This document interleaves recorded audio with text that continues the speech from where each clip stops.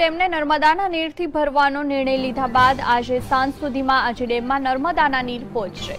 આજી ડેમને નર્મદાના નીરથી ભરવામાં આવશે, જેથી આજી ડેમના સ્ત્રાવ વિસ્તારમાં લોકોને અવરજવર ન કરવા તાકીદ કરાઈ છે।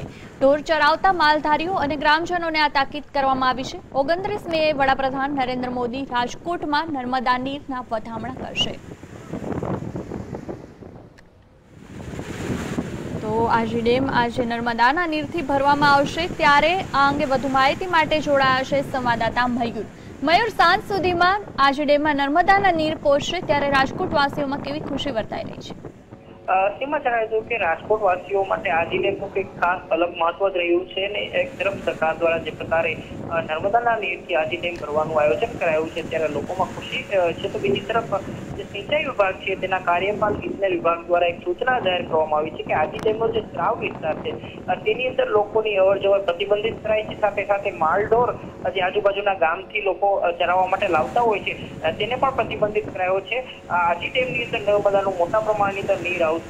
છેલ્લા 24 કલાકથી ત્રંબાથી લઈને આજી ડેમનો જે વિસ્તાર છે 6 કિલોમીટર લાંબો, ત્યાં પાણીનું વહેણ શરૂ થઈ ગયું છે। લગભગ સાંજ સુધીમાં આવશે, એટલે લોકોને અવરજવર ના કરવા માટે તાકીદ કરાઈ છે, જેથી કરીને પાણી આવે ત્યારે કોઈ મોટી દુર્ઘટના ના સર્જાય, માલઢોરને કે પછી કોઈ વ્યક્તિને કોઈ નુકસાન ના પહોંચે તે માટે સૂચના પર જાહેર કરવામાં આવી છે। અને સાંજ સુધી અંદર આજી ડેમની અંદર નર્મદાનું નીર છે તે ઠલવવાનું શરૂ કરી દીધું। જી આભાર મયુર સમગ્ર જાણકારી માટે।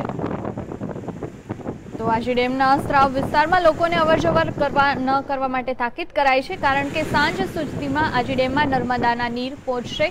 સાંજ સુધીમાં નર્મદાના નીર જે છે તે આજી ડેમમાં આવી જશે, અને તેને કારણે જે સ્ત્રાવ વિસ્તાર છે ત્યાં માલધારીઓને અને ગ્રામજનોને ન જવા માટે તંત્ર દ્વારા તાકીદ કરવામાં આવી છે।